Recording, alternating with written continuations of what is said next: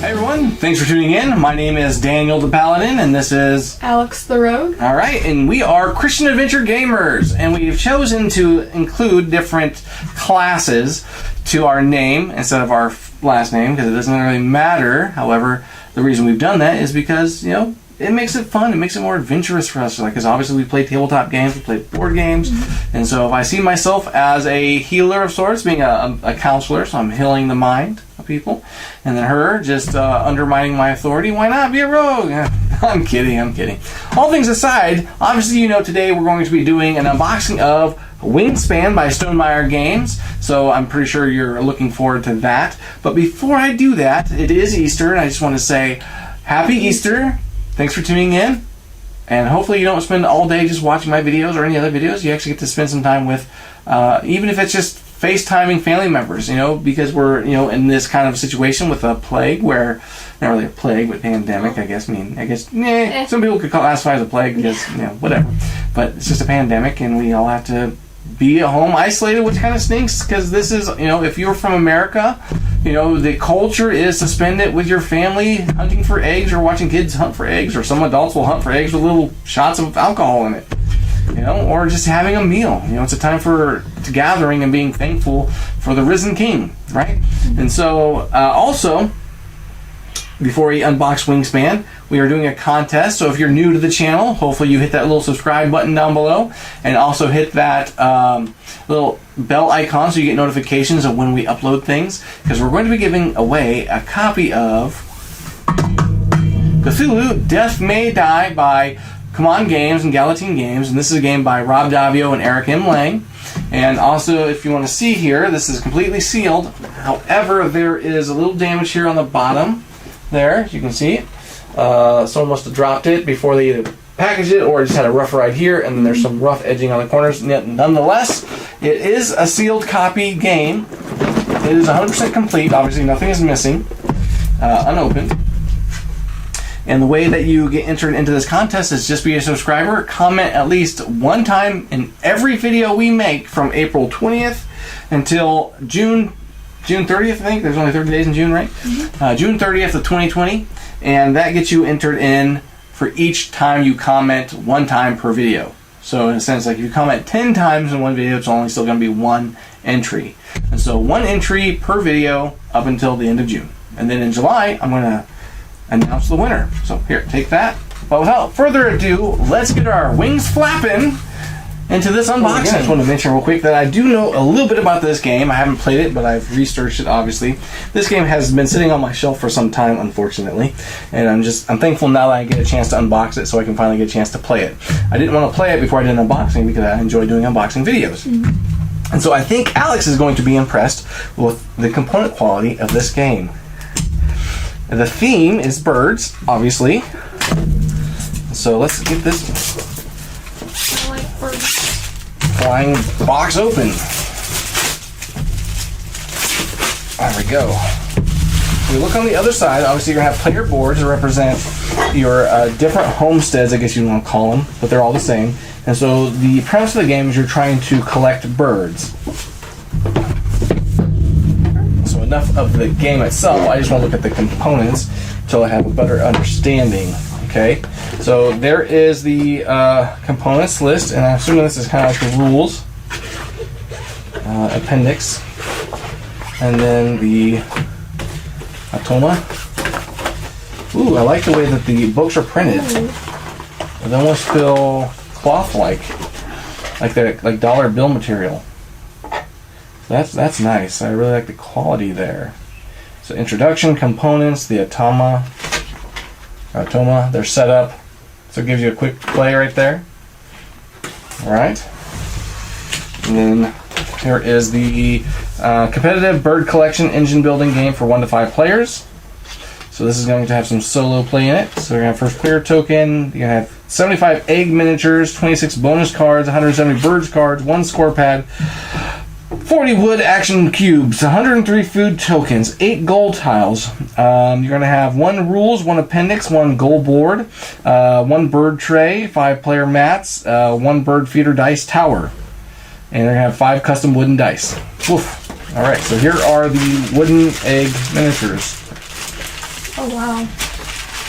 And so, oh, look at this. It gives you little tray holders. Oh, wow. Okay, and man, and there's the tray holder here. Man, look at that. Ooh. That is awesome. I didn't expect that. So here, just take that. I'm gonna set that lid onto the side so we can kind of go through this. Okay, we have the score pad here. All right, I'm gonna slide it over there. It's gonna give you some bags. Here's some dice and the wooden meeples. Okay, so that's neat. It doesn't even mention these tray holders in the components here. So there's the cubes there, the wooden dice. Almost looks like dice that you'd get from a Haba game. So it's pretty high quality to have dice, wooden dice. I'll eat that later. Not really. And then we have these, this must be the scoring pad, the gold board. Okay. Sorry, I said scoring pad, but I meant gold board because we already had the scoring pad earlier. And then we have like these, ooh, it looks like a leather binder, like if you were actually journaling. Look at that. That's neat. Feels soft. And let's open it up, and then there is your bird watching board. It's going to come with enough for 5 players, it looks like. Ugh. 1, 2, 3, 4, 5. They're all going to be the same, it looks like. Yep. Slide that your way. And we have all these cards here. So we have a lot of cards. And then there is the dice tower. There's tokens. So I'm assuming that these tokens will go inside these trays. So it looks like here, you'd open these up like this. And you're going to have 4 different trays. And it looks like 1, 2, 3, 4, 5 different foods. So that doesn't make sense. I wonder if these are for the eggs then. How many different color eggs are there? 1, 2, 3, 4, 5. So still not making much sense. I'm sure I'll figure out something to do with these. We have the first player marker. That is a huge first player marker. I didn't expect it to be so big. Looks like they pop out really easy.